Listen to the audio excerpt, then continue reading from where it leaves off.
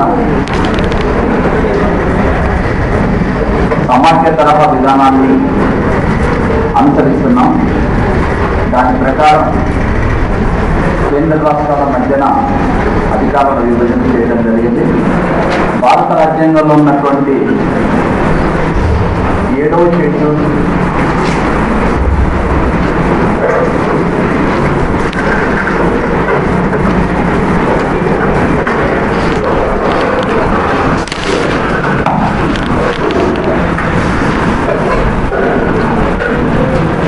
షెడ్యూల్లో ఈ 3 జాబితాలకు సంబంధించినటువంటి అంశాల గురించి ప్రస్తావించినారు. అయితే ఈ 3 జాబితాలలో కూడా అంటే ప్రారంభంలో ఉన్నటువంటి అంశాలకు ప్రస్తుతం ఉన్నటువంటి అంశాలకు ఒక అంటే తేడా ఉన్నది. ఆ తేడాన్ని మనం గమనించాల్సినటువంటి అవసరం ఉంది. ఓకే, సో అంటే సమాఖ్య ప్రభుత్వం యొక్క ముఖ్య లక్షణం ఎవరి ద్వారా, ఎవరి మధ్యన, కేంద్ర రాష్ట్రాల మధ్యన అధికారుల పంపిణీ జరిగినటువంటి సందర్భంలో కొన్ని ముఖ్యమైనటువంటి అంశాల గురించి అది ఇక్కడ ప్రస్తావించడం జరిగింది. అవేంటంటే మనకు కేంద్ర జాబితా, ఈ కేంద్ర జాబితాలో ప్రారంభంలో 97 అంశాలు ఉన్నాయి. ప్రస్తుతం ఎన్ని అంశాలు ఉన్నవి? ఎన్నున్నాయి? 100 అంశాలు ఉన్నాయి. అలాగే రాష్ట్ర జాబితాలో ప్రారంభంలో ఉన్నటువంటి అంశాల సంఖ్య 66, కానీ ప్రస్తుతం 61 అంశాలు కలవు. ఉమ్మడి జాబితాలో 47 అంశాలు లేవు, ప్రస్తుతం 52 అంశాలు. సో ఈ అంశాలు ఎప్పుడు సవరించినారు, ఏ సందర్భంలో సవరించినారు, ఏ అంశాలు సవరించినారు అనేది ఒకటి చూడాలి. దాంతో పాటు వివిధ జాబితాలలో ఉన్నటువంటి ముఖ్యమైన అంశాలు ఏవైతున్నాయో వాటిపైన కూడా మనకు ఒక అవగాహన ఉండాలి. ముఖ్యంగా వీటిపైన అనేక సందర్భాల్లో అంటే ప్రశ్నలు ఈ ఉమ్మడి జాబితాలో ఉన్నటువంటి అంశం పైన కానీ, సంఖ్యపై కానీ, లేక షెడ్యూల్ పైన కానీ, సంఖ్య, షెడ్యూలు, అందులో ఉన్నటువంటి అంశాలు, దాంట్లో జరిగినటువంటి మార్పులు, ఇవి ప్రధానమైనటువంటి విషయాలు. సో ఫస్ట్ ఆఫ్ ఆల్ కేంద్ర జాబితాలో సంఖ్య అంటున్నాం. ఇందులో ముఖ్యంగా 7వ రాజ్యాంగ సవరణ ద్వారా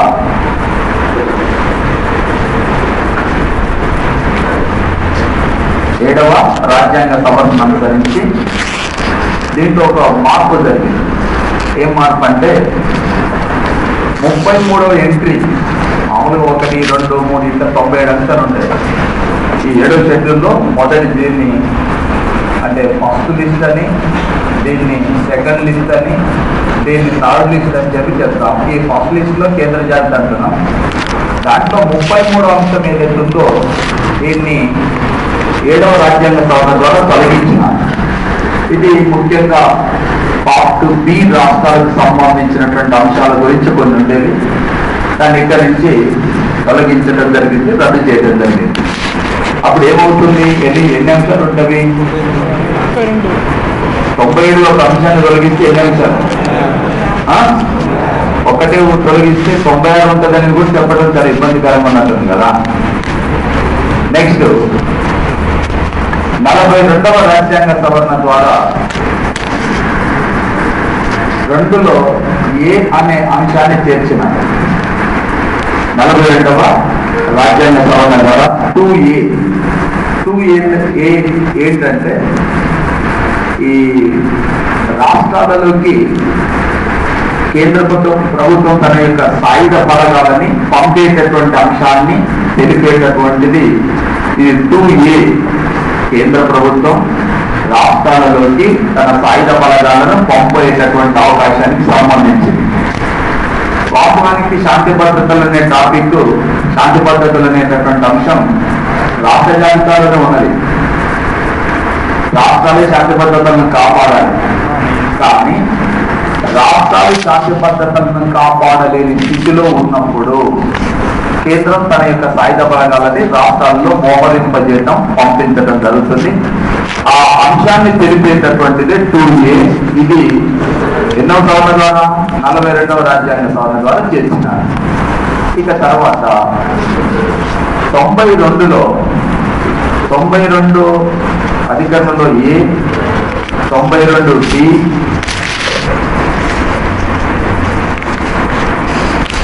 92C ఈ అంశాలను చేర్చినారు. 92A, 92B, 92C ఈ 3 అంశాలను కూడా అదనంగా చేర్చినటువంటి అంశాలు. ఈ 92వ అధికరణ ఏని 1956లోనే 6వ సవరణ అనుసరించి చేర్చినారు. 6వ రాజ్యాంగ సవరణ అనుసరించి చేర్చినారు. 6వ రాజ్యాంగ సవరణ అనుసరించి చేర్చిన అంశం తెలియజేసేది ఏమిటి అంటే అంతర్రాష్ట్ర వ్యాపార వాణిజ్యానికి సంబంధించినటువంటి అంశాలు ఒకటి. రెండోది ఏంటంటే మీకు ఐడియా ఉండొచ్చు, కన్సైన్మెంట్ ట్యాక్స్ అనేది. కన్సైన్మెంట్ ట్యాక్స్ అంటే రాష్ట్రాలలోకి ఏవైనా వస్తువులు వచ్చినప్పుడు దానిపైన ఆ రాష్ట్రాల మధ్యన కుదిరేటటువంటి వ్యక్తులు కానీ సంస్థలతో కుదిరినటువంటి ఒప్పందాన్ని అనుసరించి వేసేటటువంటి ట్యాక్స్ ఏ ట్యాక్స్ అంటారు? కన్సైన్మెంట్ ట్యాక్స్ అంటారు. ఇదేమో ఫస్ట్ రాసినటువంటి అంశమేమో అంతర్రాష్ట్ర వ్యాపార వాణిజ్యానికి సంబంధించినటువంటి చట్టాలు. అంతర్రాష్ట్ర వ్యాపార వాణిజ్య చట్టాలను రూపొందించేటటువంటి అధికారం కేంద్రానికి ఉంటుందని చెప్పడం, కేంద్రం చేస్తుందని చెప్పడం. ఇది 92B అనేటటువంటిది 46వ రాజ్యాంగ సవరణ ద్వారా 1980లో తీసుకొచ్చినటువంటి 46వ రాజ్యాంగ సవరణ ద్వారా వచ్చినటువంటిది. ఇది కన్సైన్మెంట్ ట్యాక్స్ కి సంబంధించినటువంటిది.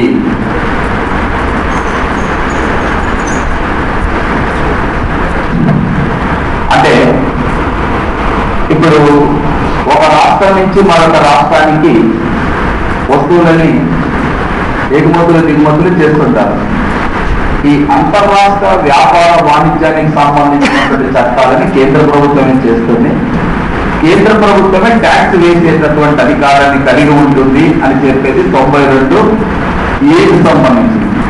దీనికి సంబంధించింది ఏంటంటే ఒక ప్రాంతంలోకి ఏవైనా వస్తువులని దిగుమతి చేసుకున్నప్పుడు ఇతర ప్రాంతాలకు సంబంధించిన ఇతర రాష్ట్రాలకు సంబంధించినటువంటి వ్యక్తులతో కానీ సంస్థలతో కానీ కుదిరిన ఒప్పందాన్ని అనుసరించి వాటిపైన వేసేటటువంటి ట్యాక్స్ ని కన్సైన్మెంట్ ట్యాక్స్ అని చెప్పి చెప్తాము. అది వేసేటటువంటి అధికారం కూడా కేంద్ర ప్రభుత్వానికి ఉంటుంది. ఇక మూడో అంశం ఏంటంటే ఇది 88వ రాజ్యాంగ సవరణ ద్వారా 2003లో తీసుకొచ్చినట్టు 88వ రాజ్యాంగ సవరణ ద్వారా వచ్చినటువంటి మార్పు ఏంటంటే ఇది సేవలపై పన్నులు వేసేటటువంటి అధికారానికి సంబంధించి. సేవలపై పన్నులు. ఓకే, ఈ 4 అంశాలు ఇందులో చేర్చబడినవి. ఏ జాబితాలో చేర్చినారు? ఎన్ని అంశాలు తీసేస్తున్నారు? కాబట్టి కేంద్ర జాబితాలో ఉన్న అంశాల సంఖ్య ఎంత? కేంద్ర జాబితాలో ఉన్న అంశాల సంఖ్య 97. ఎట్లొస్తుందండి కామెడీయా? 100 97 100 సార్. సంఖ్య 97. అంశాలంటే 100. అందుకోసం అడిగాను. అంశాలంటే 100, సంఖ్య అంటే 97. ఎందుకంటే ఇప్పుడు 3 అంశాలు 4 అంశాలు చేర్చిన తర్వాత ఎంత కావాలి? 100. నువ్వు ఫస్ట్ 7వ షెడ్యూల్లో ఫస్ట్ లిస్టు కేంద్ర జాబితాలు ఇప్పుడు వెళ్ళి చూసినప్పుడు ఎన్ని అంశాలు ఉంటాయి? 97 అనే ఉంటుంది. మీరు ఆలోచించి ఎందుకు అంత తీవ్రంగా ఆలోచిస్తున్నారు? ఇక్కడ 2A, 92A, B, C 92ని చేర్చినారా? 98, 99, 100 అని చేసినారా? అనుబంధంగా చేర్చినారా? సంఖ్య అదనంగా చేర్చినారా? ఏముంది అక్కడ? అనుబంధంగా చేర్చినప్పుడు ఏది మారదు? సంఖ్య మారదు, అంశాలు మారుతుంది. అంశాలని ఎన్ని అంశాలు ఉన్నాయి? 100 అంశాలు ఉన్నాయి. మొదటి జాబితాలో 7వ షెడ్యూల్లో ఉన్నటువంటి మొదటి జాబితాలో 100 అంశాలు ఉన్నాయి, దాంట్లో సందేహం లేదు. కానీ సంఖ్య విషయానికి వచ్చినప్పుడు మాత్రం నంబర్ ఎంత ఉంటుంది? 97 ఉంటుంది. కొత్తగా చేర్చబడినటువంటి అంశాలని మీరు వాటిని అనుబంధంగా చేర్చినారా, అదనంగా చేర్చినారు? ఒకటే ఏం లేదు. దేనిగా చేర్చినారు? అనుబంధంగా చేర్చినారు. వాస్తవంగా చెప్పాలంటే 37వ ఎంట్రీని తొలగించినప్పుడు 96కి వెళ్ళిపోవాలి. అట్లేం చేయలేదు. ఇప్పుడు 33 ఖాళీగానే ఉంటుంది కానీ నెంబర్ అలాగే ఉంది. అంటే రాజ్యాంగంలో కూడా అప్డేషన్ అనేటటువంటి లేదు కాబట్టి యథావిధిగా దాన్ని అలాగే కొనసాగిస్తున్నాము. అందుకోసమే 97గానే పేర్కొంటున్నాము సంఖ్య అన్నప్పుడు. కానీ అంశాలు ఎన్ని ఉన్నవంటే మాత్రం 100 అంశాలు ఉన్నాయని చెప్పి దృష్టిలో పెట్టుకోవాలి. ఇప్పుడు నేను చెప్పినవన్నీ ఇంపార్టెంట్. బహుశా అవి నోట్స్లో ఉన్నాయా లేవా అనేటటువంటి మీరు తర్వాత చూసుకోండి. కానీ ఫస్ట్ అయితే ఈ బోర్డు మీద చెప్పేటటువంటి అంశాన్ని వీలున్నంత వరకు రాసుకునే ప్రయత్నమే చేయండి. ఇక మరీ ఇబ్బంది ఉంటుంది, ఏం రాస్తామని అనుకుంటే అది పక్కకు పెట్టండి. రైట్. ఇకపోతే మనకు రాష్ట్ర జాబితాలో ప్రారంభంలో 66 అంశాలు ఉండేవి, ఇప్పుడు 61 అంశాలు ఉన్నాయని చెప్పి చెప్తున్నాం. దీంట్లో చేయబడిన మార్పులు ఏంటంటే 1976లో శ్రీమతి ఇందిరాగాంధీ ప్రభుత్వం 42వ రాజ్యాంగ సవరణ ద్వారా తీసుకొచ్చిన మార్పు ఏంటంటే దీంట్లో నుంచి ఒక 5 అంశాలని రాష్ట్ర జాబితాల నుంచి -5 చేసినారు. ఆ -5 ఎందులో చేసినారు అంటే ఇక్కడ +5 చేసినారు. దేంట్లో? ఉమ్మడి జాబితా. కాబట్టి ఇందులో ఉండేటటువంటి అంశాల సంఖ్య ఎంతకు చేరింది? ఎంత చేరింది?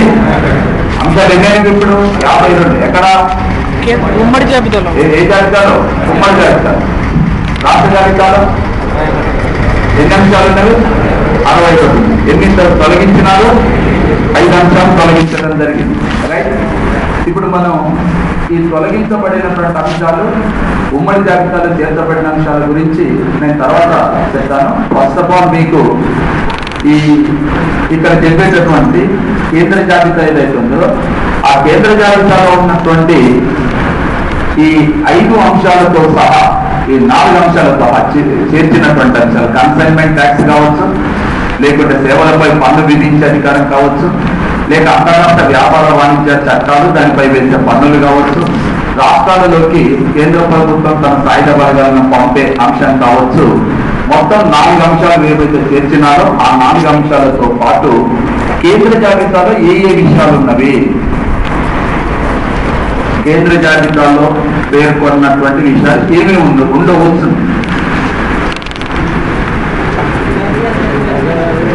దేశ రక్షణ, విదేశీ వ్యవహారాలు, కరెన్సీ, బ్యాంకింగ్, మందుగుడు సామాగ్రి, రైల్వేలు, పోస్ట్ ఆఫీసులు, విమానయానం, నౌకాయానం, టెలిఫోన్లు, పౌరత్వము, ఉన్నత న్యాయ వ్యవస్థ, కేంద్ర ఎక్సైజ్, అదేవిధంగా విదేశీ ఎగుమతులకు దిగుమతులకు సంబంధించినటువంటి అంశాలు, కాయినేజ్, ఇవన్నీ కూడా దేంట్లో ఉన్నవి? ఎందులో ఉన్నవి? కేంద్ర జాబితా. కేంద్ర జాబితాలో ఉన్న విషయాలపైన చట్టాలు ఎవరు చేస్తారు? పార్లమెంట్ చేస్తుంది. కేంద్ర ప్రభుత్వం చేస్తుందంటే కేంద్ర ప్రభుత్వం తరఫున చట్టాలు ఎవరు చేస్తారు? పార్లమెంటే రూపొందిస్తారు. రెండవది రాష్ట్ర జాబితా. రాష్ట్ర జాబితా ఎవరికి సంబంధించింది? రాష్ట్రాలకు సంబంధించిన అంశాలపై శాసనం ఎవరు చేస్తారు? రాష్ట్ర ప్రభుత్వమే చేస్తుంది. వాస్తవంలో ప్రారంభంలో ఎన్ని అంశాలు ఉన్నాయి దీంట్లో? 66. ప్రస్తుతం ఉన్న అంశాల సంఖ్య 61. ఎన్ని అంశాలు తీసినారు? 5 అంశాలు. ఎక్కడ చేస్తున్నారు వాటిని? ఇప్పుడు రాష్ట్ర జాబితాలో పేర్కొన్నటువంటి ముఖ్యమైన అంశాలు ఏంటివి?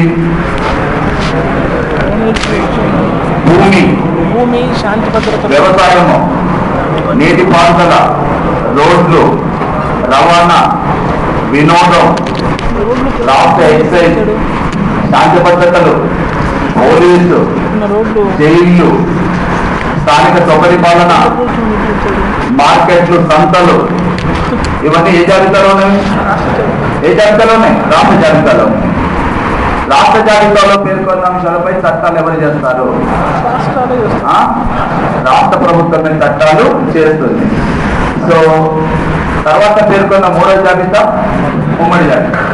ఉమ్మడి జాబితాలో ప్రస్తుతం ఉన్నటువంటి అంశాలు ఎన్ని? 47 52 అంశాలు 52, సంఖ్య అంటే 47. ఈ ఉమ్మడి జాబితాలో పేర్కొన్నటువంటి విషయాలు ఏవైతున్నాయో ఇందులో మీరు ఇంతకుముందు నేను చెప్పలేదు. అంశాలు 42వ రాజ్యాంగ సవరణ ద్వారా రాష్ట్ర జాబితాలో నుంచి ఉమ్మడి జాబితాలో చేర్చిన అంశాల గురించి చెప్పలేదు. 5 అంశాలు తీసినారని. ఏంటివవి? విద్య, అడవులు, పూర్ణికలు, కొలతలు, న్యాయ వ్యవహారాలు, జనాభా నియంత్రణ. ఈ 5 అంశాలు ఏమేం చెప్పినామో?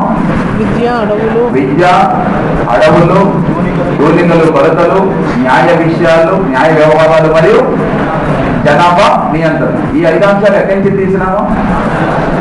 రాష్ట్ర జాబితా. ఎక్కడ చేర్చినాము?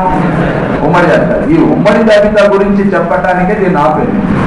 మీరు మళ్ళీ రాష్ట్ర జాబితాలో రాసి ఇవి రాష్ట్ర జాబితా నుంచి తొలగించినారు అని అక్కడ రాయటం కంటే 42వ రాజ్యాంగ సవరణ ద్వారా ఈ 5 అంశాలు ఎక్కడి నుంచి తొలగించి ఎక్కడ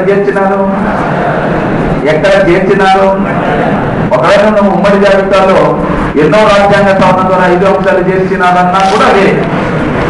కాబట్టి 5 అంశాలు ఇప్పుడు ఏ జాబితాలో ఉన్నాయి? ఉమ్మడి జాబితా. అందుకోసం 5 అంశాలు ఇక్కడ చెబుతూ, ఇప్పుడు విద్య జాబితాలు ఉందంటే ఏం చెప్తాం? ఉమ్మడి జాబితా. అడవులు, పూర్ణికలు, కొలతలు, న్యాయ వ్యవహారాలు, అదేవిధంగా జనాభా నియంత్రణ, ఉమ్మడి జాబితాతో పాటు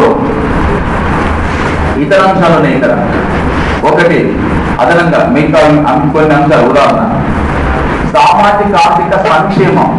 సామాజిక సంక్షేమానికి సంబంధించినటువంటి అంశాలు ఇక్కడే ఉన్నాయి. సామాజిక ఆర్థిక ప్రణాళికలు ఇక్కడే ఉన్నాయి. ఆరోగ్యానికి సంబంధించిన అంశాలు ఇక్కడే ఉన్నాయి. పత్రికలకు సంబంధించిన అంశాలు ఇక్కడే ఉన్నాయి. ప్రింటింగ్ కు సంబంధించిన అంశాలు ఇక్కడే ఉన్నాయి. కార్మిక వ్యవహారాలు ఇక్కడే ఉన్నాయి. ట్రస్టీలు ఇక్కడే ఉన్నవి. క్రిమినల్ ప్రొసీజర్ కోడ్ ఇక్కడే ఉంది. సివిల్ ప్రొసీజర్ కోడ్ ఇక్కడే ఉంది. వివాహము, విడాకులు, వారసత్వం ఇవన్నీ కూడా ఎక్కడున్నవి? ఏ జాబితాలో ఉన్నాయి? ధరల నియంత్రణ కూడా ఉమ్మడి జాబితాలోనే ఉంది. ధరల నియంత్రణకు సంబంధించినటువంటి అంశం కూడా ఉమ్మడి జాబితాలోనే ఉంది. సో ఉమ్మడి జాబితాలో పేర్కొన్న విషయాలు ఏవైతే ఉన్నాయో ఇంతకుముందు 42వ రాజ్యాంగ సవరణ ద్వారా రాష్ట్ర జాబితా నుంచి తొలగించి ఉమ్మడి జాబితాలో చేర్చబడిన 5 అంశాలతో పాటు ఇప్పుడు మనం చెప్పుకున్నటువంటి కొన్ని అంశాలను కూడా మీరు దృష్టిలో పెట్టుకోవాలి. ఇంతకుముందు నుంచి చెప్తూ వచ్చింది ఏంటంటే ఈ జాబితాలలో పేర్కొన్న ఒక్కొక్క జాబితాలో పేర్కొన్న 10-15 అంశాలు మనం చెప్తాం. కానీ మీరు మాత్రం అన్ని అంశాలని చూడాల్సి ఉంటుంది. అందుకోసం రాజ్యాంగానికి సంబంధించినటువంటి ఒక కాపీ మీ దగ్గర ఉన్నప్పుడే ఈ 7వ షెడ్యూల్లో పేర్కొన్న విషయాల గురించి అర్థం చేసుకోవడం కూడా సులభంగా ఉంటుంది. రైట్. మరి అవశిష్ట అధికారాలంటే ఆ పైన పేర్కొన్న 3 జాబితాలలో లేని అంశాలు, కొత్తగా వచ్చే అంశాలు, ఈ 2 ఉంటాయి. ఆ పై 3 జాబితాలలో చేరని అంశాలు, కొత్తగా వచ్చేటటువంటి అంశాలను ఏమంటాము? అవశిష్ట అధికారం. అవశిష్ట అధికారాలపై ఎవరికి అధికారం ఉంటుంది? ఎవరికి ఉంటుంది? కేంద్రానికి అధికారం ఉంటుంది. కాబట్టి వీటిపై చట్టాలు చేసేది ఎవరు? పార్లమెంట్ చట్టాలు చేస్తుంది. పార్లమెంట్ చట్టాలు చేస్తుంది బాగానే ఉంది. కానీ అసలు అవశిష్ట అధికారం అని ఎవరు నిర్ణయిస్తారు? భారత పార్లమెంటు అవశిష్ట అధికారాలను నిర్ణయిస్తుందా? భారత సుప్రీంకోర్టు నిర్ణయిస్తుంది. ఒక అంశం అవశిష్ట అధికారం అయినది కానిది నిర్ణయించే అధికారం ఈ దేశంలో సుప్రీంకోర్టుకు మాత్రమే ఉంటుంది. ఒక అంశం అవశిష్ట అధికారం అయినది కానిది నిర్ణయించేటటువంటి అధికారం సుప్రీంకోర్టు మాత్రమే కలిగి ఉంటుంది. సుప్రీంకోర్టు మాత్రమే అవశిష్ట అధికారాలను నిర్ణయిస్తుంది. శాసనాలు చేసేటటువంటి అధికారం మాత్రం కేంద్రానికి ఉంటుంది. కేంద్రం అనగా పార్లమెంట్ చట్టాలు చేస్తుంది. అయితే పార్లమెంట్ చేసినటువంటి చట్టాలని దేశంలో ఉండేటటువంటి అన్ని రాష్ట్రాలు కూడా గౌరవించి అమలు పరచాల్సిందే తప్ప వాటిని పక్కలు పెట్టేటటువంటి అధికారం ఎవరికి లేదు. రాష్ట్రాలకు లేదు. అవశిష్ట అధికారాలు అనేటటువంటి అంశం పైన అధికారం ఎవరికి ఉంటుంది? నేను సీక్వెన్స్ గా చెప్తున్నాను. అవశిష్ట అధికారం అనగా 3 జాబితాలలో చేరకుండా కొత్తగా వచ్చే అంశాలు. ఒక అంశం అవశిష్ట అధికారం అయినది కాదు ఎవరు నిర్ణయిస్తారు? సుప్రీంకోర్టు. సుప్రీంకోర్టు నిర్ణయించిన తర్వాత ఈ అవశిష్ట అధికారాలపై శాసనాలు ఎవరు చేస్తారు? పార్లమెంట్ చేసినటువంటి శాసనాన్ని దేశంలో ఉన్నటువంటి అన్ని రాష్ట్రాలు గౌరవించి అమలు పరచాలి తప్ప వాటిని పక్కకు పెట్టేటటువంటి అధికారం రాష్ట్రాలకు లేదు. అది రైట్. మరి దీంట్లో ఇప్పుడు ఒకవేళ మనం అనుకున్నాం కాదు, దీంట్లో ఏ అంశాలు ఉన్నాయి ప్రస్తుతం వరకు అంటే గిఫ్ట్ ట్యాక్స్, సంపదపై పన్ను, అంతరిక్ష పరిశోధన లాంటి అంశాలు ఉన్నాయి. గిఫ్ట్ ట్యాక్స్, సంపదపై పన్ను మరియు అంతరిక్ష పరిశోధన లాంటి అంశాలు ఇందులో కలవు. రైట్. సో మీకు ఇప్పుడు జాబితాలు ఏంటో ఒకటి స్పష్టంగా ఉండాలి. మొత్తం జాబితాలు ఎన్ని? 3. నాలుగన్నా చెప్పుడు 3 జాబితాలు. ఏంటంటే కేంద్ర జాబితా, రాష్ట్ర జాబితా. 3 జాబితాలు చేరని అంశాలు ఎవరికి చెందుతాయి? కేంద్రానికి చెందిన అంశాన్ని ఎక్కడి నుంచి గ్రహించినాం? కెనడా నుంచి గ్రహించినాం. అమెరికాలో ఎవరికి చెందుతాయి? అవశిష్ట అధికారులు అమెరికాలో ఎవరికి చెందుతాయి? కెనడాలో. భారతదేశం ఏ సామాజిక విధానాన్ని అనుసరిస్తుంది? కెనడా. కాబట్టి భారతదేశంలో కూడా అవశిష్ట అధికారాలు ఎవరికి కల్పించినాం? కేంద్రానికే కేటాయించడం జరిగింది. రైట్. అయితే ఇప్పుడు మనం జనరల్ గా ఇక్కడ జాబితాలు ఎవరి జాబితాలో పేర్కొన్న అంశంపై వాళ్ళు శాసనాలు చేసేటటువంటి అధికారాన్ని గురించి చర్చించడం, ఈ జాబితాలలో వచ్చినటువంటి మార్పుల గురించి కూడా మనం చెప్పుకున్నాం. కానీ ఇంతవరకు మాత్రమే పరిమితమై కేంద్రంగానే రాష్ట్రాలు కానీ కట్టుబడి పని చెయ్యవు. దీంతో పాటు కేంద్రానికి రాష్ట్రాలకు మధ్యన అనేక రకాలుగా సన్నిహితమైనటువంటి సంబంధాలు ఉంటాయి. వాటిని 3 రకాలుగా వర్గీకరిస్తున్నాం. ఒకటి శాసన సంబంధాలు 2, పరిపాలనా సంబంధాలు 3, ఆర్థిక సంబంధాలు. ఈ శాసన మరియు పరిపాలనా సంబంధాలు ఈ 2 కూడా రాజ్యాంగంలో ఉండేటటువంటి 11వ భాగంలో పొందుపరిచినారు. ఆర్థిక సంబంధాలు, ఆర్థిక అంశాలు 12వ భాగంలో ఉన్నవి. ఆర్థిక అంశాలతో పాటు ఆస్తి, వ్యాపార, వాణిజ్యానికి సంబంధించినటువంటి అంశాలు కూడా ఉన్నవి. ఇవి ఎన్నో భాగంలో ఉన్నవంటే 13వ భాగంలో. ఏవి? ఆస్తి, వ్యాపార, వాణిజ్యానికి సంబంధించిన అంశాలు ఎక్కడున్నవి?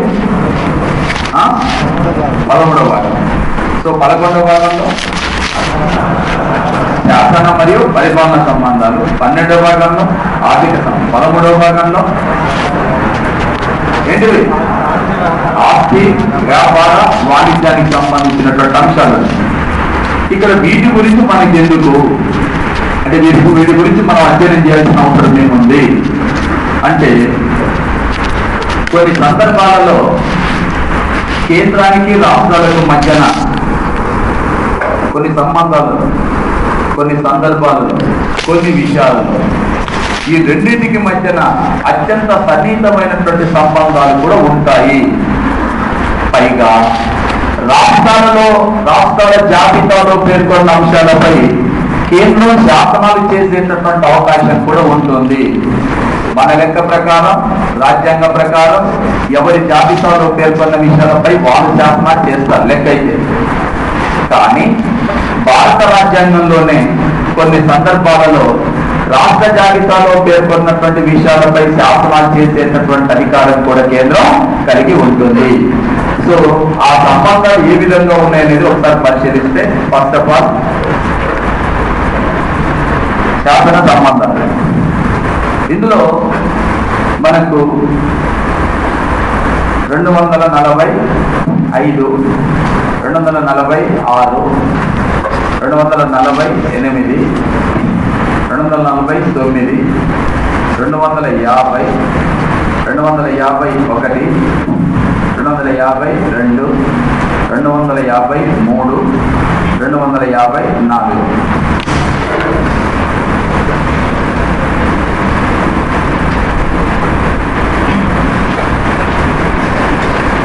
ఇవి ముఖ్యమైనటువంటి అంశాలు. ఈ అంశాలు చెప్పేటప్పుడు ముఖ్యంగా 245 అధికరణ ప్రకారం ఎవరి జాబితాలో పేర్కొన్న అంశాలపై వాళ్ళే శాసనాలు చేస్తారు.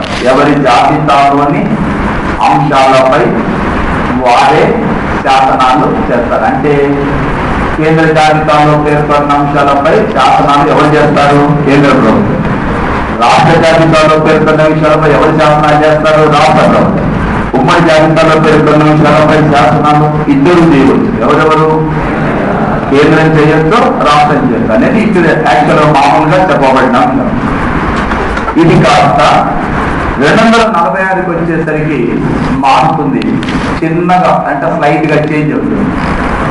ఏంటా స్లైట్ గా చేంజ్ అయ్యే అంశం అంటే రాష్ట్ర ప్రభుత్వం రూపొందించేటటువంటి శాసనాలు ఏవైనా కూడా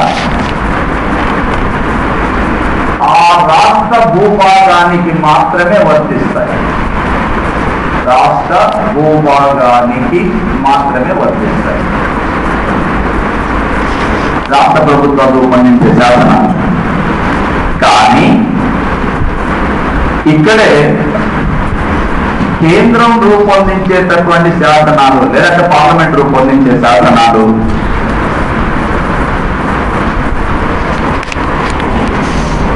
భారత భూభాగానికి మాత్రమే కాకుండా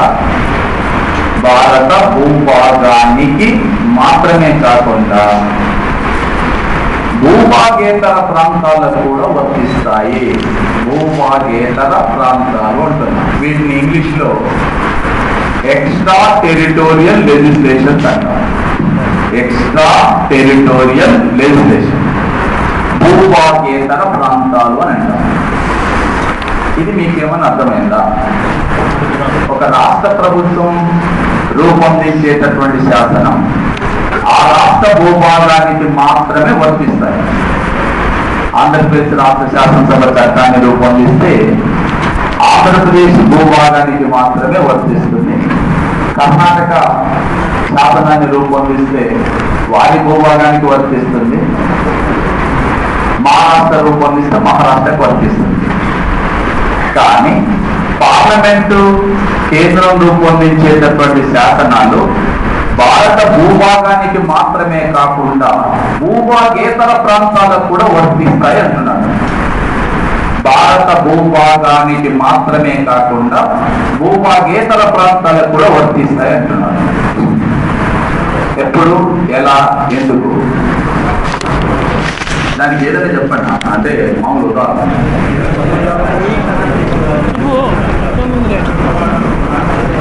ఇతర భూభాగాల మీద భారతదేశం శాసనాలు చేస్తుందా? చేయొద్దు చెప్తాను ఏంటి?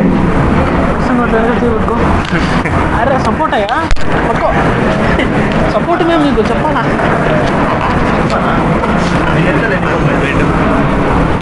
సార్ భారతదేశానికి సంబంధించిన వ్యక్తులు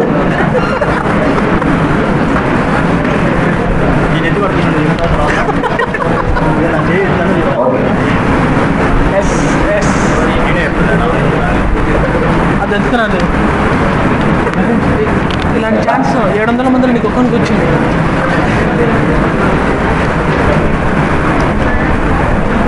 ఎత్తు తిరుపతి రెడ్డి అవేనా? ఓకే. ఇంకా అవి 15 నాటికల్ మైల్స్ వరకు ఎవరికి అధికారం ఉందని? భారతదేశానికి. తర్వాత అంతర్జాతీయ ప్రాదేశిక జలాలు, అంతేనా? ఇది ఏ దేశానికైనా సేమ్ అదే వర్తిస్తుంది కదా.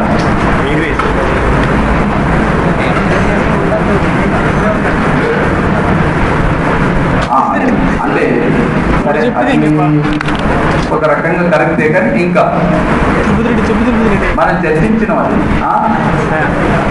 గట్టిగా చెప్పు. ఎన్ఆర్ఐలకు వర్తిస్తుంది. ఏం వర్తిస్తుంది ఎన్ఆర్ఐ? వ్యాపారాలు చేస్తాను. ఇంకా ఎన్ఆర్ఐలకు పౌరసత్వం ఇచ్చేది ఏముండదు. ఎన్ఆర్ఐలు భారతీయులే. ఎన్ఆర్ఐలు వేరు, ప్రవాస భారతీయులు. ప్రవాస భారతీయులు అంటే కరెక్ట్ అవుతారు.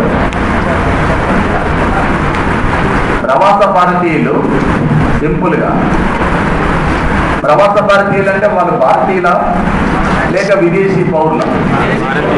భారతదేశాన్ని వదిలిపెట్టిపోయి, ఈ పౌరత్వాన్ని వదిలిపెట్టిపోయి విదేశాల్లో నివసిస్తున్నటువంటి వాళ్ళని ఏమంటున్నామా?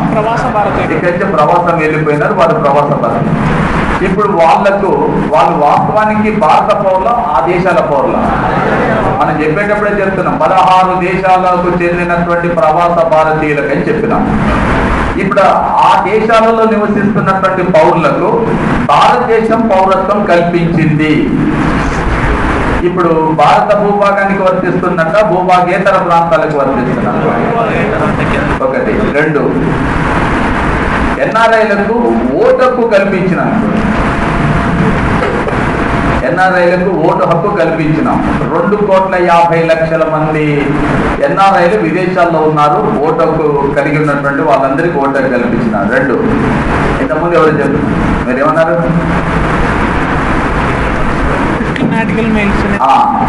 విదేశాలలో మన దేశానికి సంబంధించినటువంటి కంపెనీలు, భారతదేశానికి సంబంధించినటువంటి కంపెనీలు, వ్యాపార వాణిజ్య సంస్థలు ఏమన్నా ఉంటే వాటిపైన పన్నులు విధించేటటువంటి సందర్భంలో కానీ, ఇప్పుడు మనీ ట్రాన్స్ఫర్ చేస్తుంటారు. విదేశాల్లో నివసిస్తున్నటువంటి వాళ్ళు అక్కడ సంపాదించినటువంటి డబ్బుని భారతదేశం పంపిస్తుంటారు. అలా పంపించేటటువంటి వాటిపై కూడా చట్టాలు చేసే అధికారం ఎవరికి ఉన్నది?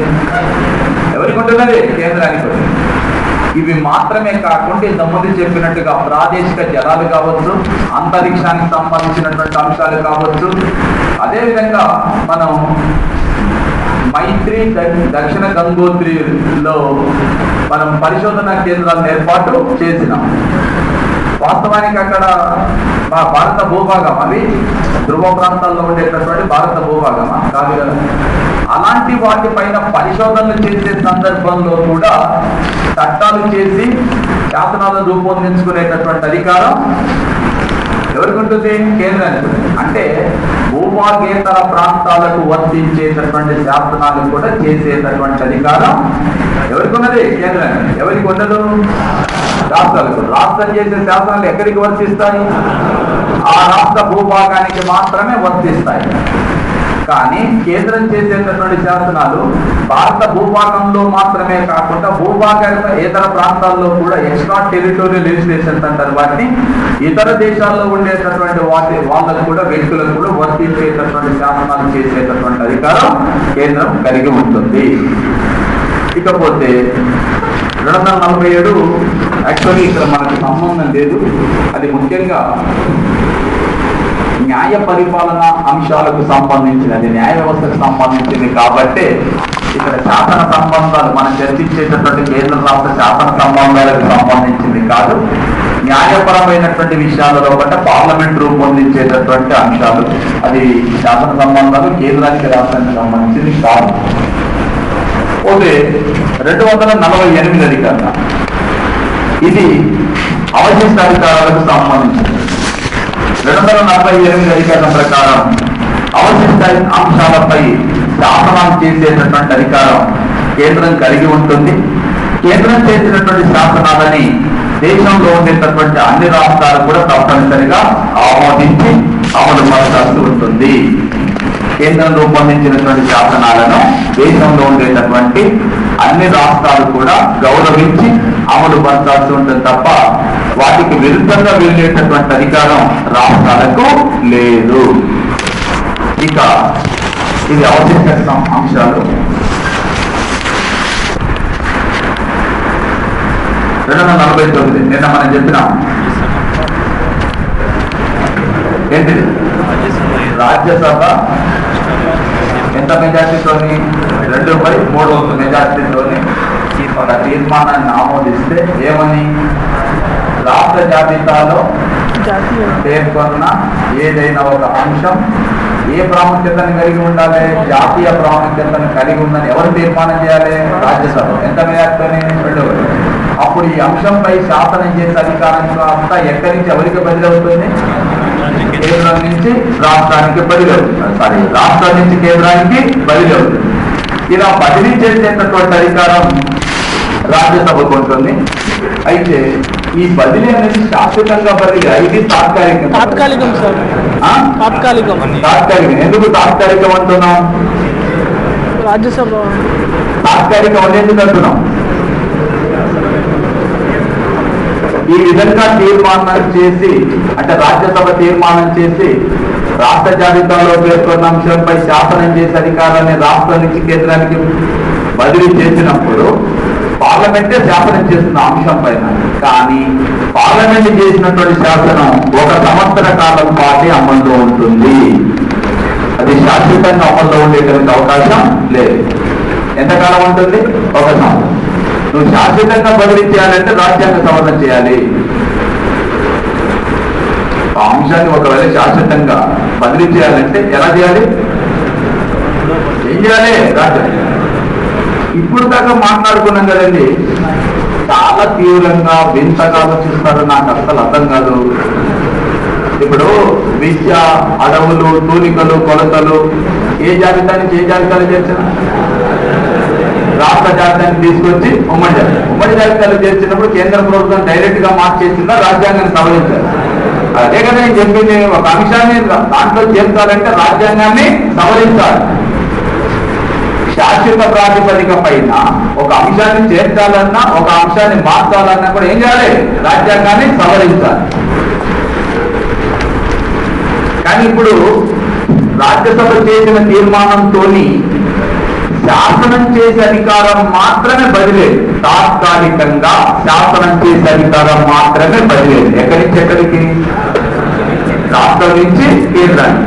ఈ అంశంపై శాసనం చేసినప్పుడు ఆ శాసనం ఎంతకాలం వల్ల ఉంటుంది? 1 సంవత్సరం. 1 సంవత్సరం తర్వాత పొడిగించాలంటే మళ్ళీ తీర్మానం చేయాలి. ఆ రకంగా ఎంతకాలం పొడిగించవచ్చు అంటే ఎంతకాలమైన పొడిగి, టైం లిమిట్ లేదు ఇక్కడ. కానీ అంశం మాత్రం శాశ్వతంగా బదిలీ కాదు. శాసనం చేసే అధికారం మాత్రమే బదిలీ అవుతుంది. అంశాన్ని బదిలీ చేయాలంటే రాజ్యాంగాన్ని సవరించాలి. రాజ్యాంగాన్ని సవరించాలంటే కేంద్ర పార్లమెంట్ 2/3 మెజార్టీతో పాటు దేశంలోని సగం రాష్ట్రాలు ఆమోదించాల్సి ఉంటుంది. రైట్. నెక్స్ట్ 250 అధికరణ. ఇది చెప్పేది ఏంటంటే జాతీయ అత్యవసర పరిస్థితి విధించిన కాలంలో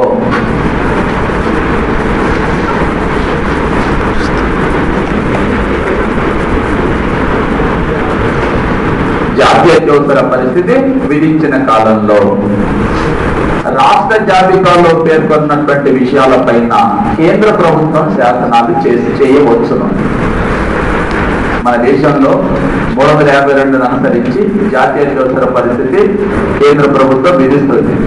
ఇలా దేశంలో ఒక ప్రాంతంలో కానీ లేక దేశం మొత్తం మీద కానీ జాతీయ అత్యవసర పరిస్థితి విధించినటువంటి కాలంలో రాష్ట్ర జాబితాలో పేర్కొన్నటువంటి విషయాలపైన శాసనం చేసే అధికారం ఎవరికి ఉంటుంది?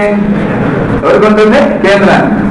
మనం సమాఖ్య గురించి చెప్పేటప్పుడు చెప్పాను కూడా, అంబేద్కర్ చేసి భారతదేశం సాధారణ పరిస్థితులలో సమాఖ్యగాను, అత్యవసర పరిస్థితుల్లో వాస్తవానికి రాజ్యాంగ ప్రకారం రాష్ట్ర జాబితాలో పేర్కొన్న విషయాలపై శాసనాలు ఎవరు చేయాలి?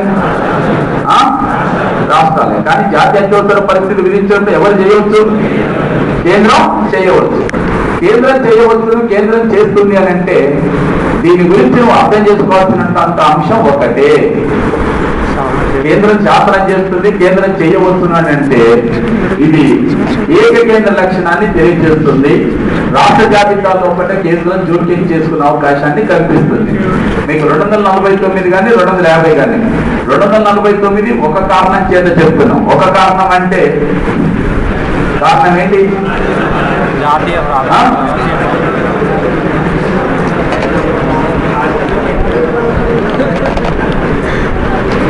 రాష్ట్ర జాబితాలో పేర్కొన్న ఏదైనా ఒక అంశం జాతీయ ప్రాముఖ్యతను కలిగి ఉందని ఎవరు తీర్మానం చేయాలి? రాజ్యసభ. రాజ్యసభ ఎందుకు తీర్మానం చేయాలి? రాజ్యసభ ఎవరికి ప్రాతినిధ్యం అయితే రాష్ట్రాలకు ప్రాతినిధ్యం వహించే రాజ్యసభ 2/3 మెజార్టీతో తీర్మానం చేస్తే ఆ అంశంపై శాసనం చేసే అధికారం కాస్త రాష్ట్రం నుంచి కేంద్రానికి బదిలీ అవుతుంది. అది ఇప్పుడు రాష్ట్ర జాబితాలో పేర్కొన్న అంశంపై కేంద్రం శాసనం చేస్తుంది. ఇక్కడేమో దేశంలో జాతీయ అత్యవసర పరిస్థితి విధించినప్పుడు రాష్ట్ర జాబితాలో పేర్కొన్న ఏ అంశం పైన కూడా శాసనం చేసేటటువంటి అధికారం కేంద్రానికి లభిస్తుంది.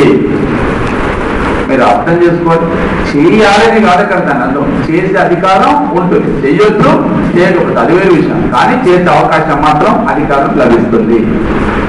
ఇక 251వ అధికారం ఏంటంటే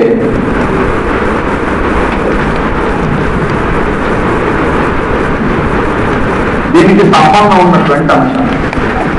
ఎలా అంటే ఇప్పుడు 249 అధికారాన్ని అనుసరించి ఎవరి విషయాలపై ఎవరు శాసనం చేస్తున్నారు? 250 అనుసరించి రాష్ట్రాల విషయాలపై కేంద్రం శాసనం చేస్తుంది. కానీ ఇప్పుడు 245 అధికారం ఏం చెప్తుంది? ఎవరి జాబితాలో పేర్కొన్న విషయాలపై వాళ్ళే శాసనాలు చేయాలి. నువ్వు ఎవరి జాబితాలో పేర్కొన్న విషయాలపై వాళ్ళే శాసనాలు చేయాలని చెప్పి చెప్తున్నారు.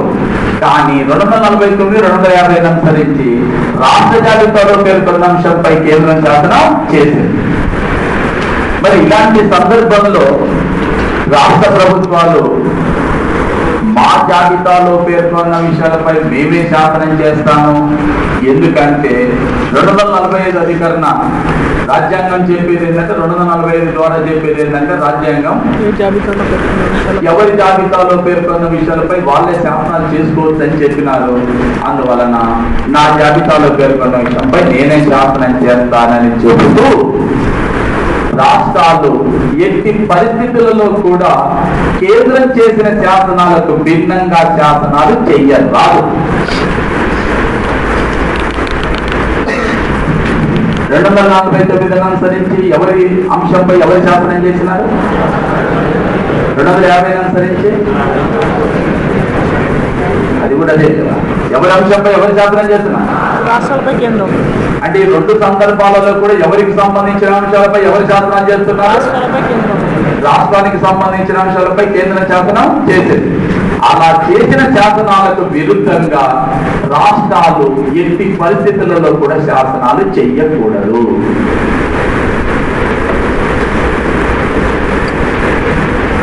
ఎందుకని అంటే 251 అధికరణ అలా చెయ్యొద్దని చెప్తుంది.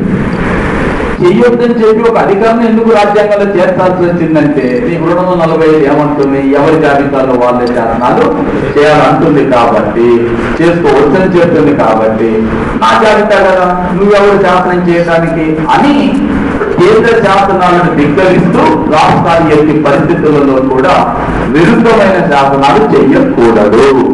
ఎన్నో అధికరణ? 251. ఇది అర్థమైంది? అర్థం కాలేదు.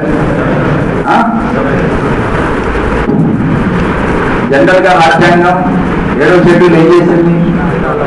ఎవరి జాబితా వారికి కేటాయించిన దాని ప్రకారం 245 ఏం చేస్తుంది? వాళ్ళే శాసనం చేసుకుంటారు. కానీ కొన్ని ప్రత్యేక పరిస్థితులు వచ్చినప్పుడు రాజ్యసభ తీర్మానం చేయడం ద్వారా రాష్ట్రంలో పేర్కొన్న అంశంపై కేంద్ర శాసనాలు చేస్తుంది. దేశంలో అనుకోని పరిస్థితులు ఏర్పడినప్పుడు ఎమర్జెన్సీ విధిస్తే అప్పుడు కూడా రాష్ట్ర జాబితాలో పేర్కొన్న అంశంపై కేంద్ర శాసనాలు చేస్తుంది.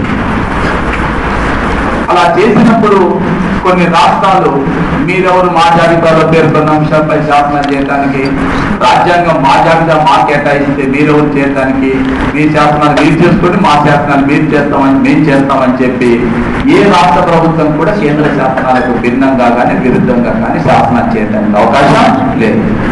తర్వాత 252 అధికారం చెప్పేది ఏంటంటే 2 అంతకంటే ఎక్కువ రాష్ట్రాలు